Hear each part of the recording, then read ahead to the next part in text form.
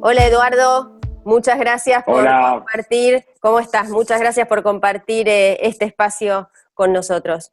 Eduardo, bien, contanos, muy ¿qué bien. te llevó a repensar, a revisar, a reflexionar la situación en la que vivimos en relación al espacio público? En realidad, siempre estoy pensando en el espacio público. Esto tiene que ver básicamente con que el espacio público es la ciudad y la ciudad es el espacio público.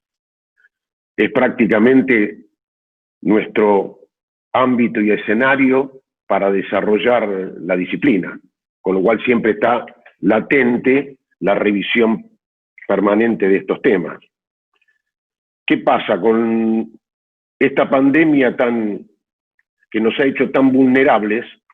Obviamente la ciudad se pone particularmente en crisis por los comportamientos humanos, por la retracción y por esta condición de que no se sabe cuándo termina.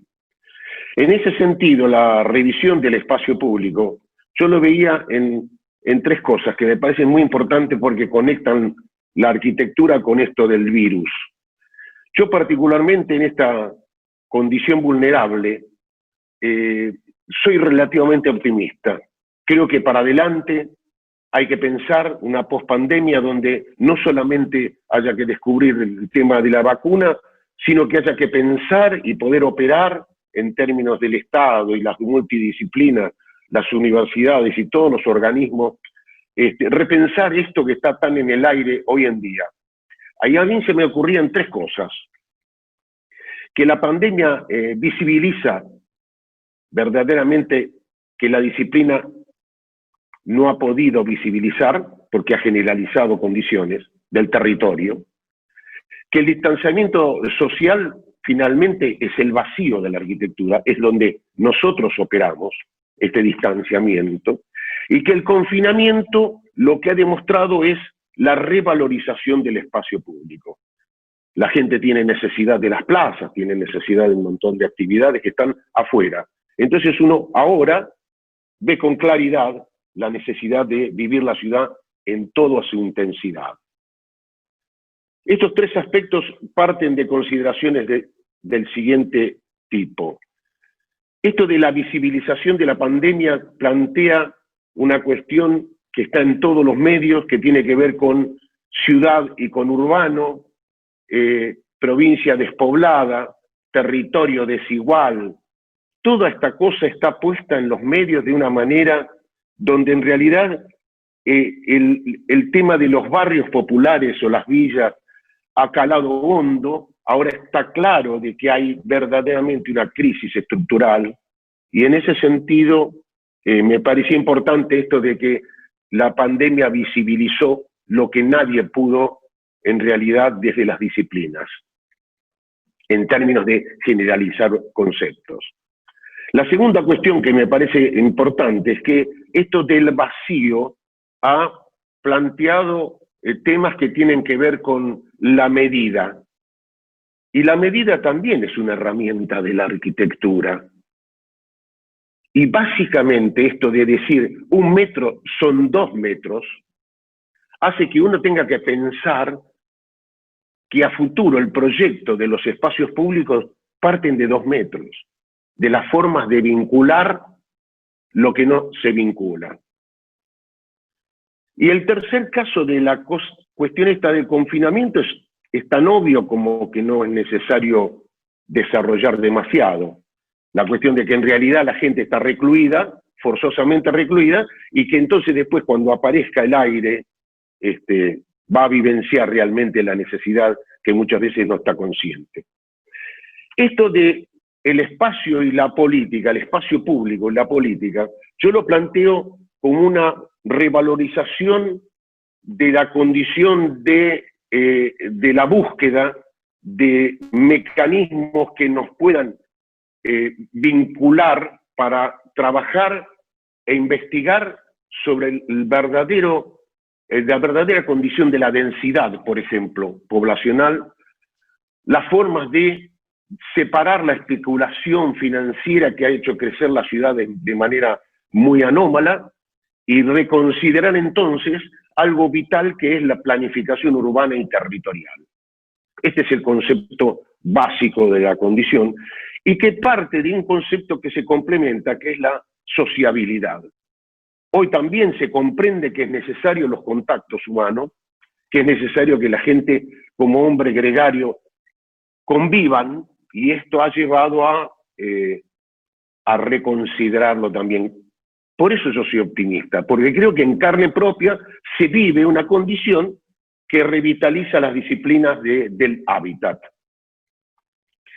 Esto del espacio público, que a mí me parece importante, Borja en su libro de la revolución urbana y los derechos ciudadanos, lo plantea, específicamente el espacio público es la ciudad, y la ciudad es el espacio público. Es indisoluble una condición con la otra, y entonces pasa, en realidad, que esto del distanciamiento ha hecho que uno pensara que si la ciudad medieval tenía las callejuelas y la ciudad gótica en Barcelona era una forma de espacialidad muy concentrada y abigarrada, hoy nuestra ciudad, por ejemplo, higienista, tiene sus valores.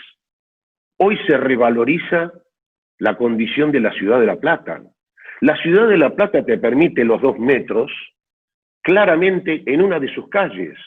Permite verdaderamente una espacialidad en sus plazas y diagonales que hace que por algo es higienista. Y entonces esta reconsideración que también está en el espacio público, en la consideración de las personas, me parece también un aspecto muy importante.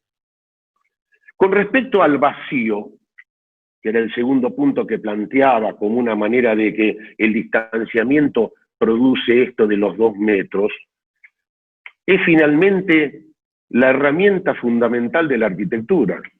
La arquitectura produce proyectos a partir del vacío.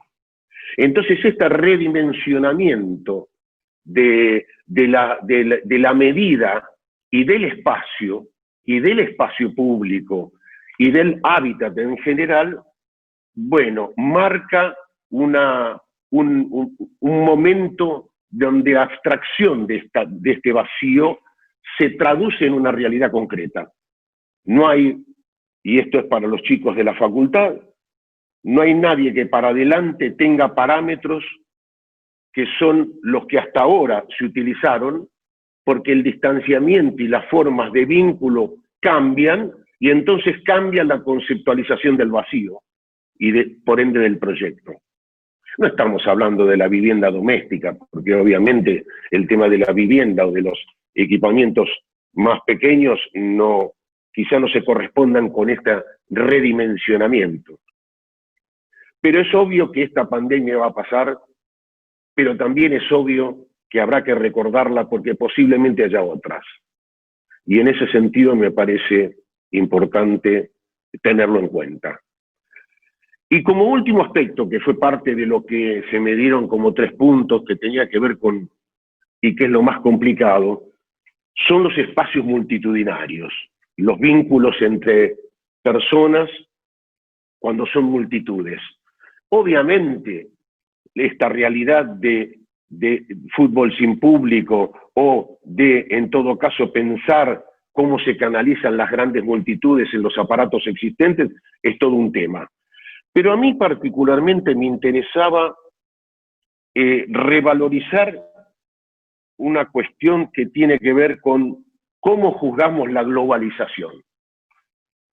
Y en esto aparece una cuestión que estuvo puesto sobre la mesa durante todos estos años, que tiene que ver con las grandes capitales, con las grandes metrópolis, y entonces Nueva York, Berlín, París, Buenos Aires, Río de Janeiro, eran eso, el mundo, eso llevado junto a la conectividad esta que estamos desarrollando, vinculaba grandes, una megalomanía notable, que acompañada con los no lugares de los aeropuertos y los vuelos, vinculaba todo como si el mundo fuese una sola cosa y muy pequeña, que lo es, pero que no es muy pequeña.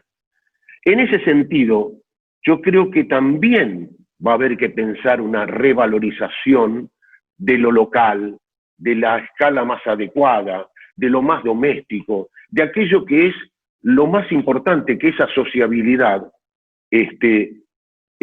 cunde o se verifica en los contactos humanos y no tanto en la tecnología, en los vuelos en avión, en las visitas preconcebidas en la fotografía que uno después va a ver lo que ya está. Y entonces las grandes capitales terminan siendo una cuestión más del capitalismo financiero que de una realidad humana que necesitamos reconsiderar.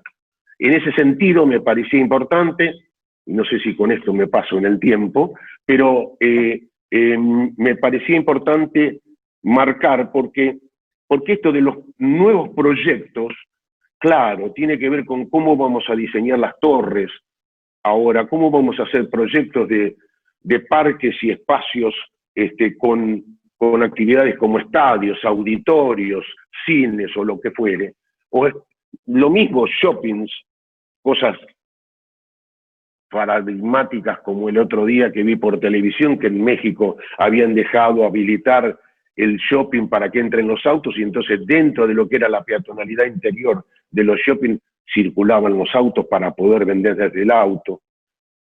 Y estas cosas tan anómalas, tan traídas de los pelos, son la verdadera contradicción de lo que es lo multitudinario.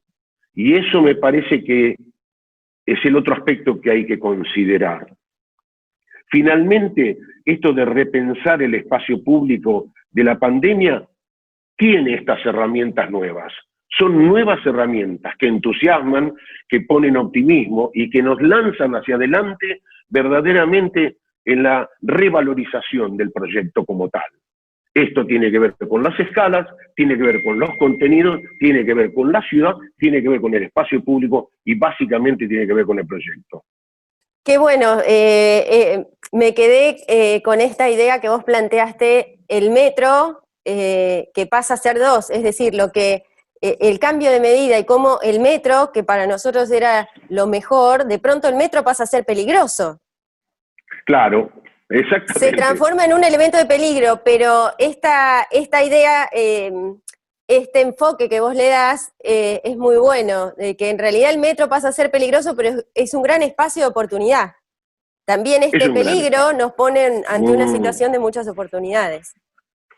Coincidimos notablemente. Y yo creo que ahí está la cosa. Yo creo que, primero, que nuestra disciplina ha sido, desde el punto de vista humanístico, digamos, una de las que en realidad considera el centro de la existencia en el hombre como parámetro de todas las cosas. Y en ese sentido, este distanciamiento, 2 metros por 2 metros, implica eso, cómo nos comportamos y cómo entonces la arquitectura colabora o confluye a esta idea que la dimensión cambió. Bueno, cuántas reflexiones, cuántas reflexiones que nos trae la incertidumbre, porque en realidad es como el gran tema, ¿no? Bueno, Eduardo, muchísimas gracias por haber compartido tus reflexiones, por haber compartido tu tiempo con nosotros, y bueno, esperemos encontrarnos por las galerías. Eso es lo que más anhelo, que al final terminemos posiblemente pudiéndonos abrazar nuevamente. Bueno. Es el anhelo, pero tal cual dijiste vos, la palabra incertidumbre es lo que nos está pasando. Hay una gran incertidumbre, pero bueno, veamos el futuro promisorio. Así es. Somos optimistas. Muchas gracias. Muchas gracias, Eduardo. Gracias a vos. Gracias. Nos vemos en algún momento. Un abrazo. Así es.